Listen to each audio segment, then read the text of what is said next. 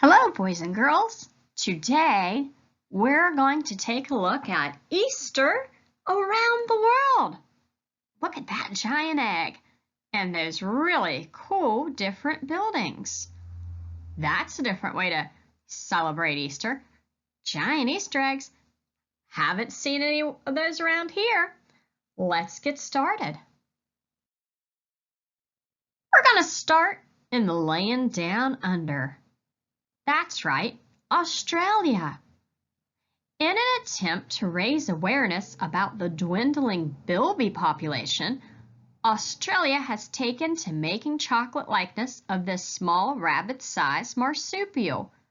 Every bite they take is helping to save an endangered species. Ah, look at that. That's a bilby. Here I thought it was just another chocolate rabbit, but it's a bilby, an endangered species. Next up, Russia. In Russia, the Easter meal is accompanied by a knob of butter fashioned into the shape of a lamb. It dates back to ancient times when it was considered a lucky omen to meet a lamb. Wow, that whole thing, that whole lamb, is one giant butter. Lamb-shaped butter. There's something you don't see every day, unless it's Easter in Russia. Easter in Colombia. There are no eggs or chocolate-covered rabbits in this country. Ah, poor Colombia kids. No chocolate? No eggs and rabbits anyway. They like turtles, iguanas, and mice for their treats. Oh, okay. Chocolate-covered mice, not chocolate-covered bunnies. The really strange part? I'm not sure if they are all made of chocolate. Really? If a cooked lizard is considered a fancy meal in Colombia, it might not be actual candy. Oh, so maybe they cook the real lizards. That's a different kind of meal. I certainly have never eaten a lizard before. I think I'll pass on that one. And this is France. France makes the world's biggest omelet. Every Easter Monday, the residents of the Ho crack more than 4,500 eggs into a gigantic pan to create a massive Easter omelet that serves over 1,000 people. Wow! Look at all those guys in those tall hats. They're the cooks. A cook is a word that means that you make food for a living. So they had to have all those cooks to help with one omelet. But it is a really big omelet, so they needed a lot of cooks. Each family breaks eggs in their own homes in the morning. They gather in the main square where the eggs are cooked for lunch and dinner and breakfast the next morning. Wow, so they eat on these for 2 days. Nothing but eggs. I did read where France is holding off on their giant omelet making. They still plan on doing their giant omelet making. It just might not be on Easter this year.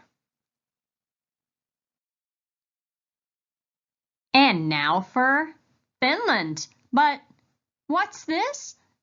These kids don't look like they're going to do Easter. They look like they're trick-or-treating. Let's read the passage. Halloween comes early to Finland as children dress up as witches and wander the streets with broomsticks in the hunt for treats. Their Halloween and Easter are the same holiday. Well, that's different. Halloween and Easter are the same in Finland. But for Halloween, they don't get choices of costumes then. They can only be witches. That must be why all those hats. I think they're canceling their Halloween/Easter too.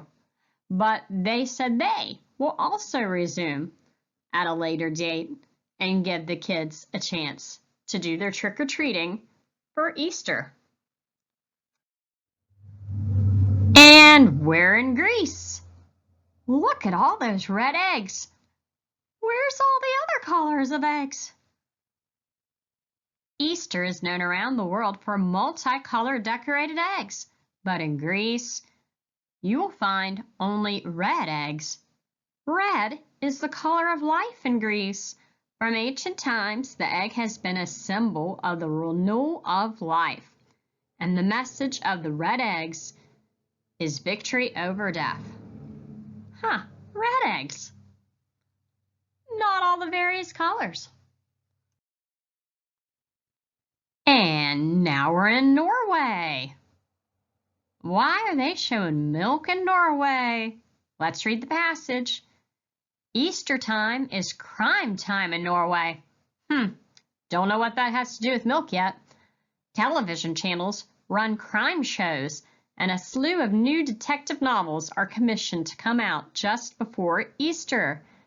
People across the country escape into their mountain cabins and spend the weekend with the whodunit television shows or books. Even the milk cartons carry short detective stories on their side during the season. The phenomenon was triggered by the immense popularity of a crime novel in 1923 set on the Bergen Railway. That's why you could read crime stories on the milk carton for Easter. That's what the kids in Norway will be doing this weekend. And now we're visiting New Zealand. Open season. It's hunting season in New Zealand. Really? Our hunting season runs in November.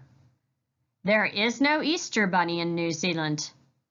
He skips their houses completely. Aw, poor New Zealand kids. New Zealand view rabbits as pests, and their overgrown bunny population is ruining crops. Thus, hunting season for rabbits in New Zealand. Maybe the Easter bunny visits American kids with the New Zealand candy. And it doesn't even talk about eggs. I guess kids are going hunting in New Zealand. I don't know if that's the only thing they do for Easter, but it doesn't sound like they have any Easter eggs either. And we're going to leave you with one final question. How do you celebrate Easter? Look at the bunnies there. They even want to know too. Look at their questioning eyes. How do you celebrate Easter?